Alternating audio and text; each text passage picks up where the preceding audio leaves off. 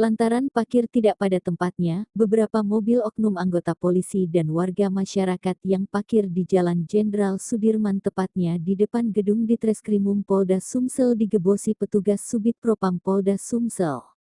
Rabu, tanggal 14 Desember tahun 2023, siang. Walau terdapat palang rambu lalu lintas dilarang parkir, masih saja terdapat oknum-oknum yang kurang disiplin sehingga menimbulkan kemacetan. Kadang akibat ulah mereka membuat macet di jalan khususnya di depan Polda Sumsel.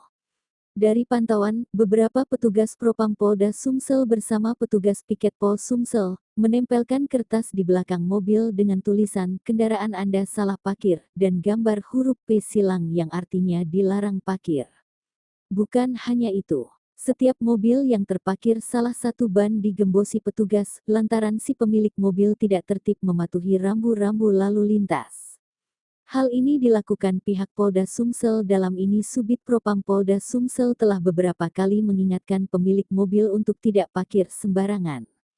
Kita melakukan penertiban terhadap kendaraan-kendaraan yang parkir tidak sesuai dengan lingkungan Mapolda Sumsel, ungkap Ibtu Henry, selaku Kanit Hartib Subit Propam Polda Sumsel.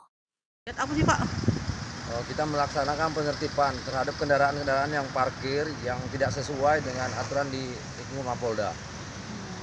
Tadi apa yang kita lakukan Pak? Ya, tindakan kita yang pertama ya karena parkirnya sudah salah, jadi kita melakukan penggembosan ban. Pak, untuk kan di lokasi itu sering dijadikan lokasi parkir, itu untuk kedepannya gimana sih Pak? Nah, itu sudah dibuat aturan sebenarnya Mbak, tapi manusianya yang tidak ngerti aturan. Jadi kedepannya kami himbau kepada anggota Polda khususnya atau masyarakat sipil yang akan datang ke Polda, silakan parkir di tempat yang sudah ditentukan, jangan parkir sembarangan, bisa mengganggu ketertiban lalu lintas. Maaf, dengan siapa Bapak?